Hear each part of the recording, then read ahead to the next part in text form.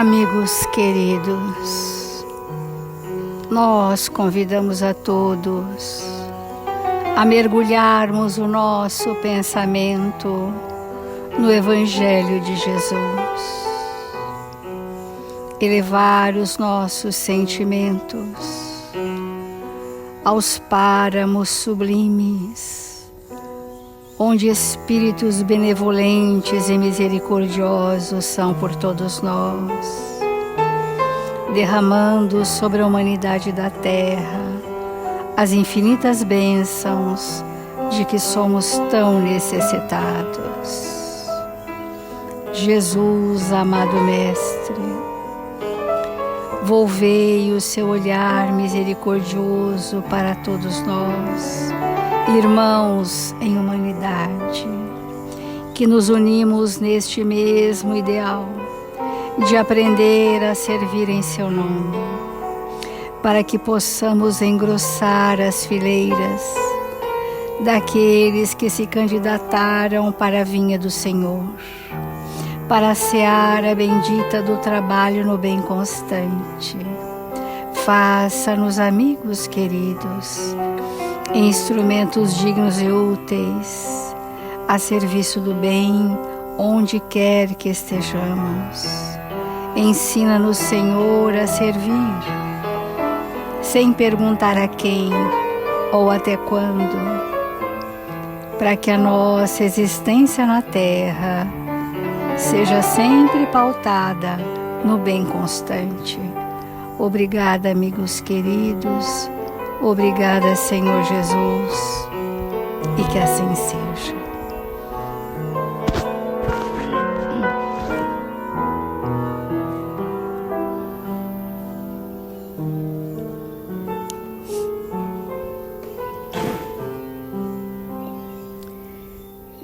Do Evangelho segundo o Espiritismo, o capítulo 20, os trabalhadores da última hora.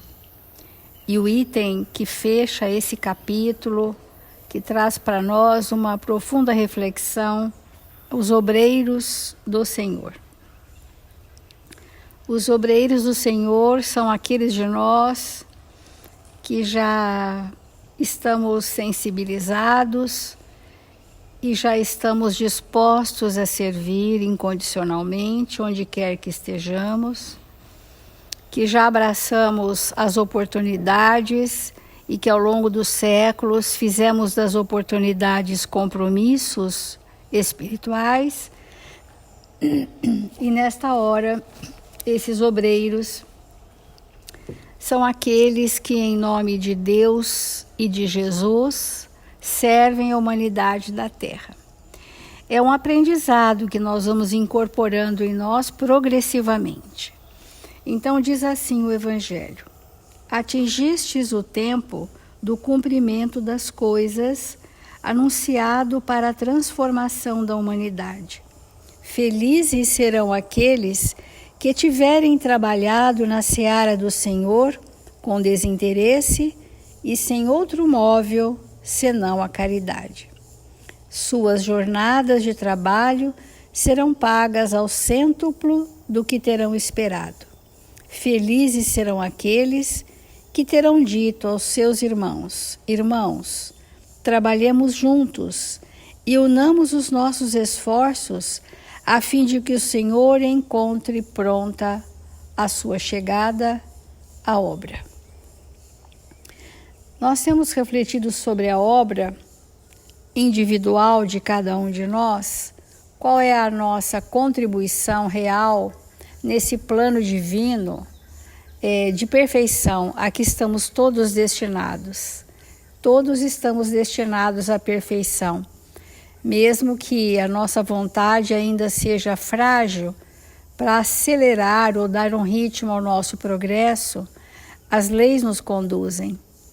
E por sermos conduzidos pelas leis sábias que regem o planeta e que são a manifestação de Deus em toda a criação divina, nós já começamos a despertar a nossa consciência para termos um ato voluntário de progresso, uma vontade lúcida de progresso que não seja tão somente pelas circunstâncias que a lei nos constrange a vivenciar. E nós trouxemos uma reflexão de Emmanuel no encontro marcado, a lição Deus e Nós, que vai falar do quê? Da nossa tarefa pessoal na obra divina. Porque muitas vezes nós sentimos que Jesus, né, que coordena o nosso planeta em nome de Deus, para executar as leis de Deus que ele já representa na sua totalidade, nós muitas vezes, de forma infantil e imatura, pensamos que isso vai nos gerar progresso, sem que nós tenhamos que fazer o nosso quinhão, a nossa parte. E a nossa parte nós precisamos fazer com lucidez. Nós precisamos entender qual é a minha parte na obra da criação. E teremos uma. E o Emmanuel vai trazer quais são, genericamente, as circunstâncias em que nós podemos dizer: ah, essa é a minha parte, essa é a minha obra. E diz assim: Deus, nosso Pai Criador, fará que a terra alcance a perfeição, porque isso é uma lei. Mas é preciso descobrir a parte de trabalho que me compete. Na condição de filhos e criaturas de Deus, no aprimoramento geral, a começar de nós, a refletir-se fora de nós. Quer dizer, o mundo íntimo que nós temos que fazê-lo como se fosse o reino de Deus, que é um estado consciencial, o reino de Deus. Que estado consciencial esse? Da experiência do amor. A experiência do amor nos coloca no reino de Deus. Então, nós precisamos sentir que esse aprimoramento geral, né, começa em nós e se reflete fora de nós.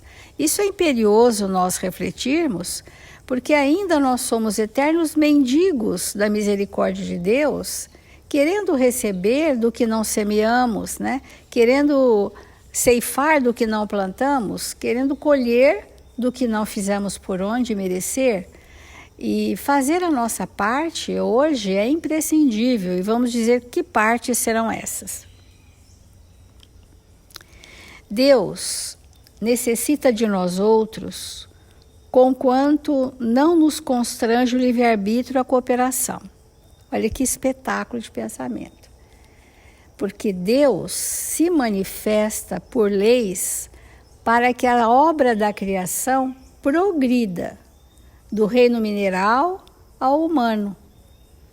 Mas nós precisamos nos sentir cooperadores da obra do Criador, agindo de forma harmônica com a lei, para que nós possamos ser instrumentos de Deus na sua obra. Muito embora ele não nos constranja, porque respeita o tempo, o livre-arbítrio, né? Mas não nos constrange o livre-arbítrio à cooperação, e vale notar que através das operações que nomeamos por nossos deveres, os nossos deveres imediatos, é possível saber a que tarefas somos conduzidos. Olha, nós temos buscado sempre a reflexão da identificação. Esse é um recurso da metodologia da evangelização de espíritos, né? Nós precisamos saber, né, identificar em nós. Ontem estávamos identificando quais as nossas mazelas que geram as nossas provas. Hoje nós estamos identificando quais os nossos deveres que colaboram com a obra do Criador.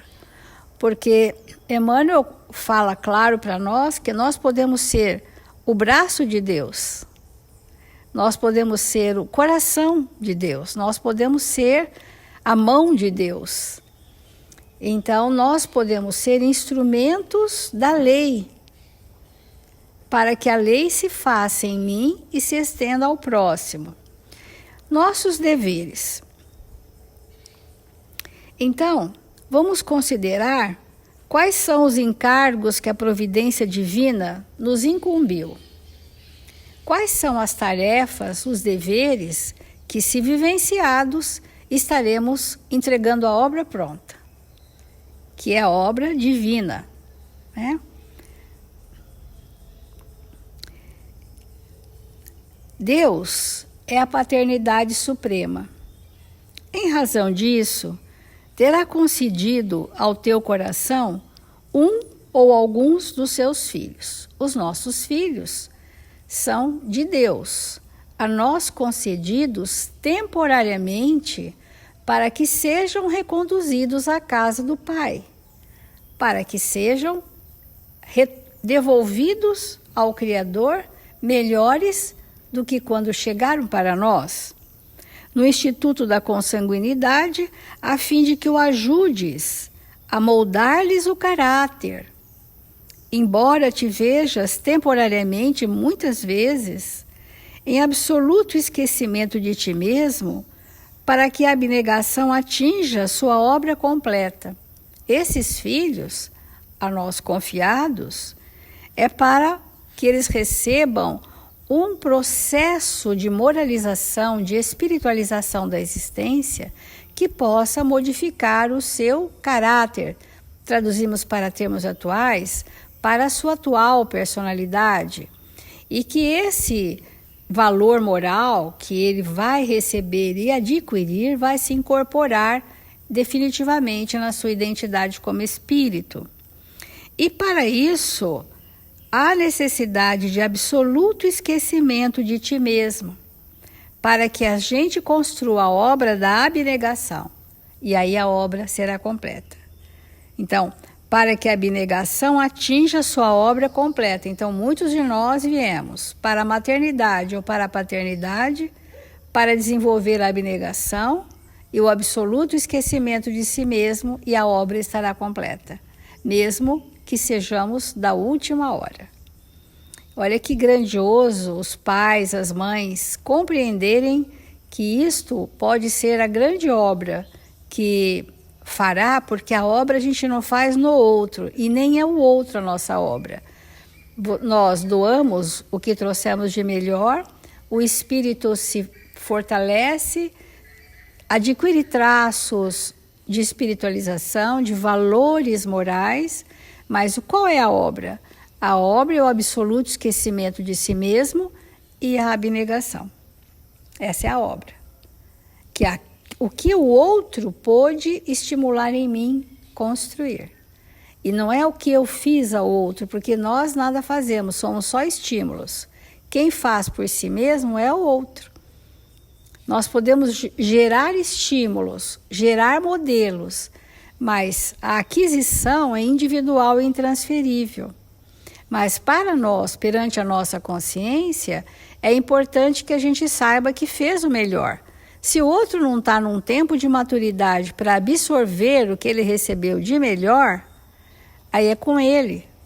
E como no parágrafo anterior, né, embora Deus necessita de nós, não nos constrange o livre-arbítrio, não exige, apenas estimula, né? Então, Deus é amor. Em vista de semelhante verdade, Ele te pede que ames o próximo, de tal maneira que te transfigures em mensagem viva de compreensão, de socorro fraternal e cada irmão da humanidade que te partilha a experiência. Vamos compreender profundamente.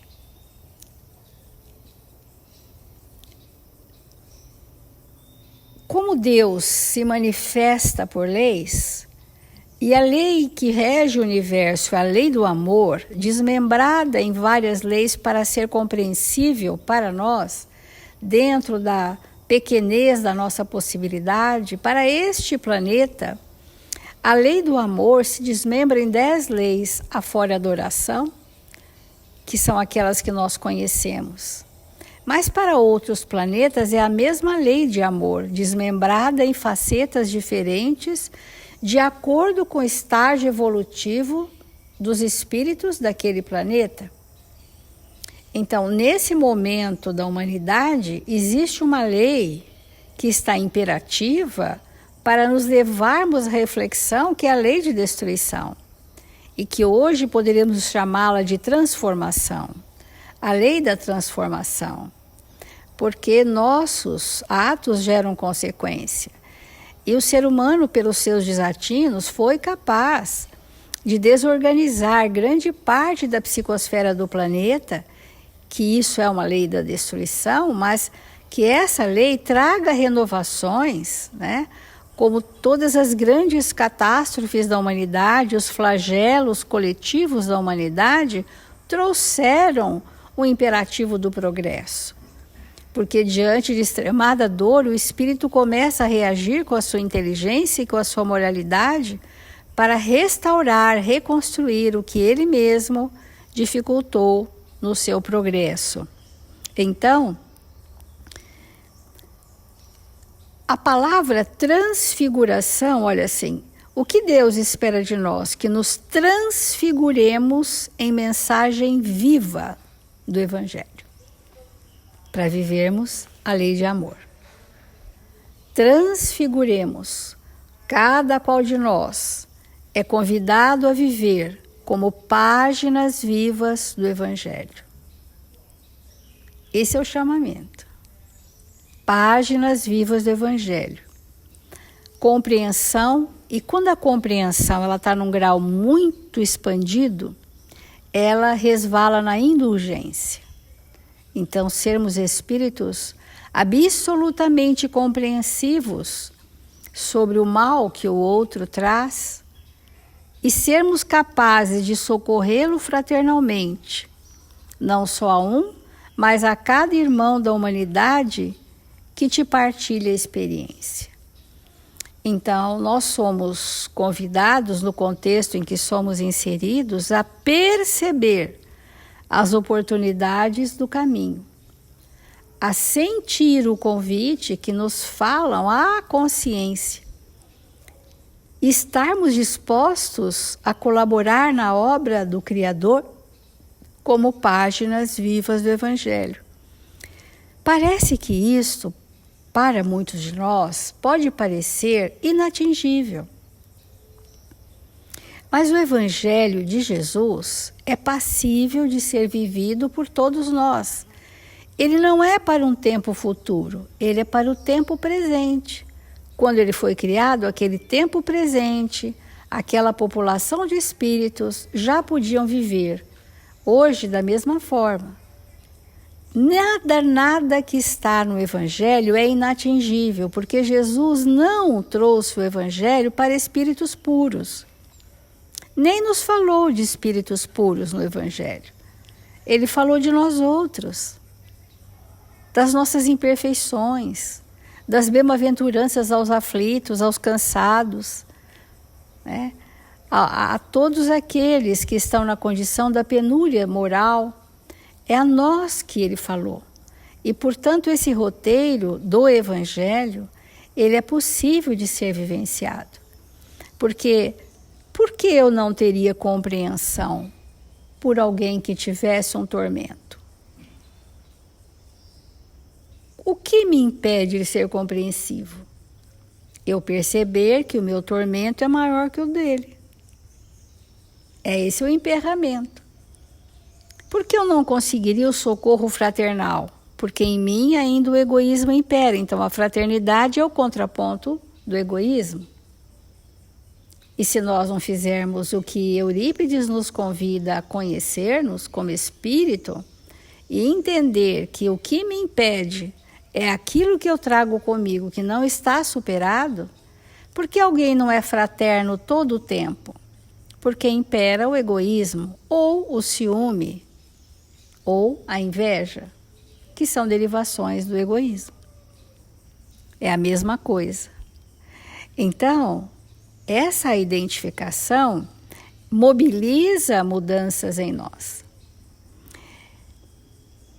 Nós podemos dizer da misericórdia de Deus, fácil reconhecer que Ele aguarda lhe adotes as normas de tolerância construtiva, ser misericordioso.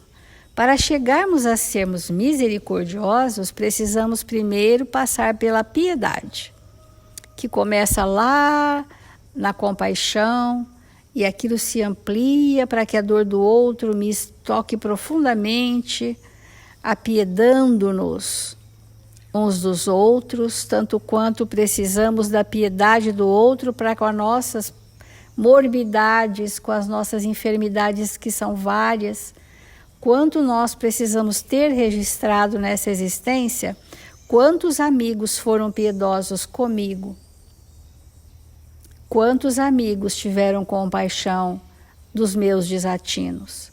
Porque é quando nós sentimos o amor do outro na forma da compaixão e da piedade, que desperta em nós um desejo sincero de virmos a ser aquele bem que chegou para nós e nos alentou. Lembrar daqueles momentos sofridos, onde crises hostis nos aconteceram, onde agredimos os nossos irmãos em humanidade, e quanto alguém que nos compreendeu cicatrizou as nossas feridas. Isso não nos isenta da responsabilidade que temos sobre os nossos atos, mas atenua o sofrimento. E isso é a legítima fraternidade. Então, a tolerância construtiva, perdoando quantas vezes se fizerem necessárias o companheiro que te será desviado da senda justa, que te terá desviado. Então, é a estes que o nosso sentimento precisa envolver, propiciando-lhe novas oportunidades de serviço e elevação no nível em que te coloque. Então, são os vários deveres, é bem didático o que o Emmanuel está trazendo, os vários deveres que, se observados por nós, gerarão a nossa obra, para que nós possamos entregar ao término do compromisso reencarnatório. Então, perdoar, ser piedoso e misericordioso em todas as situações da nossa vida, porque ele está falando aqui do nosso momento no mundo, mas também na família, sendo pais ou sendo filhos, e também vai dizer no trabalho.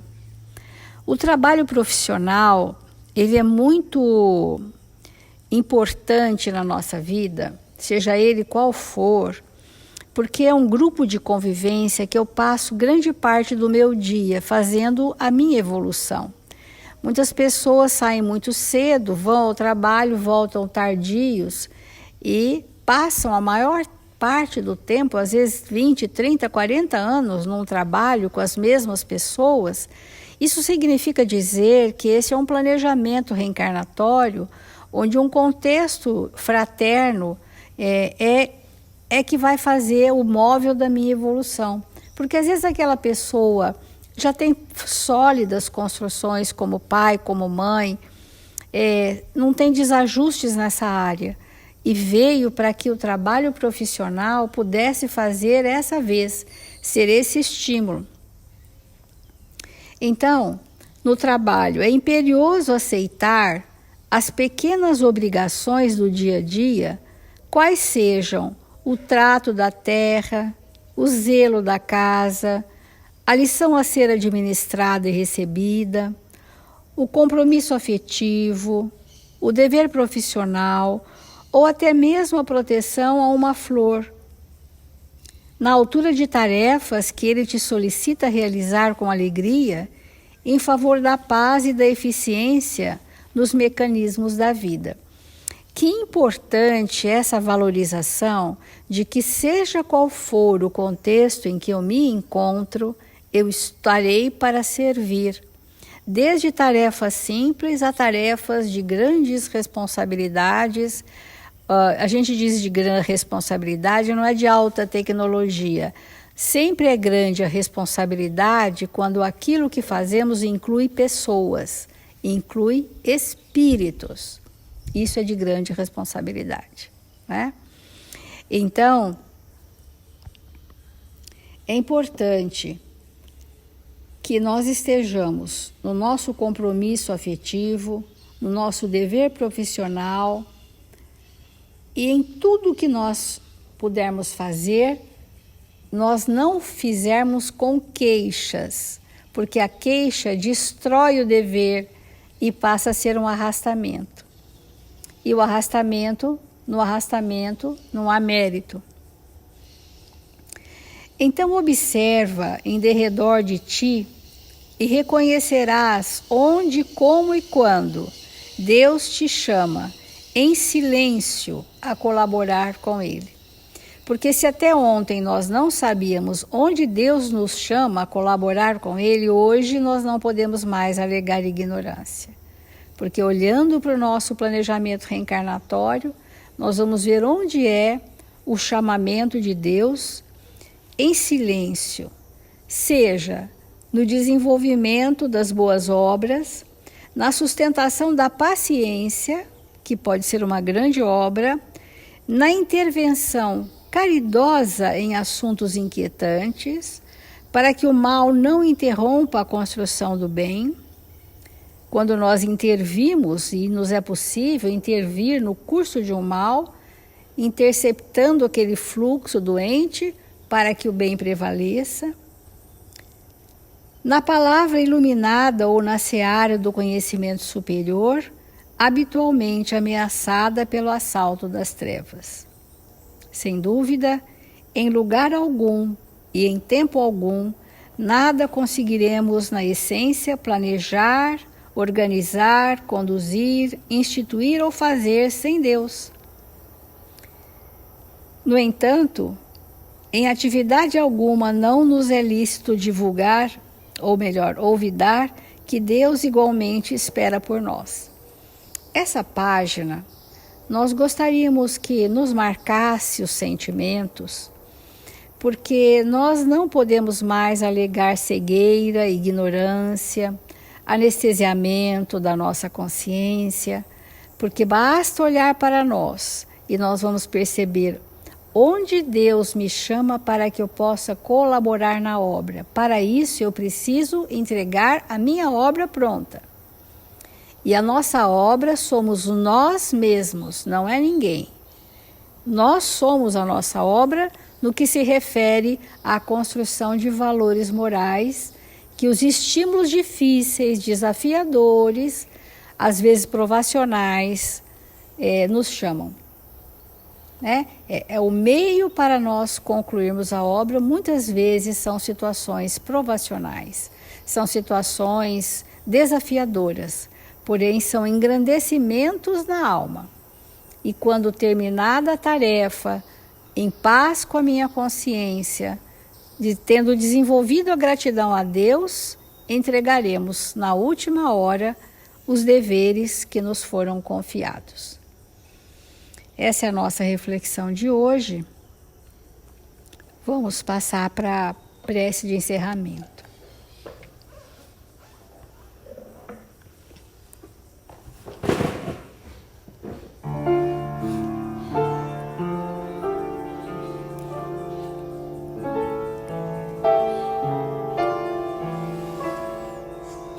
Senhor Jesus, nós te agradecemos por tudo que a vida nos oferece, pelas oportunidades do caminho, por aqueles que cruzam a nossa existência na Terra, fomentando estímulos ao progresso moral. Nós te agradecemos, Senhor, não somente as horas felizes em que somos contemplados pela alegria e pelo amor, mas igualmente te agradecemos, Senhor, pelas horas difíceis, onde somos convidados a testemunhar a fé, a experienciar o amor. Fortalece-nos o ânimo, Senhor, para não esmorecermos no caminho, e dá que possamos seguir juntos, renteando-nos uns aos outros, por este caminho sublime dos 1000 passos para o ajuste com a lei e dos 2000 passos para aprendermos a nos amar. Seja esta hora bendita em nossas vidas, a hora do exemplo, do testemunho, das obras, para que, como trabalhadores da última hora, possamos entregar com fé e bom ânimo o que fizemos de nós mesmos na vinha do Senhor. Mestre querido e bom, que as caravanas socorristas arregimentadas pelo seu amor possam ir ao encontro de todos aqueles registrados em nossos cadernos de vibrações. Ampara, Senhor, a toda a humanidade da terra, hoje e sempre. E que assim seja, Senhor.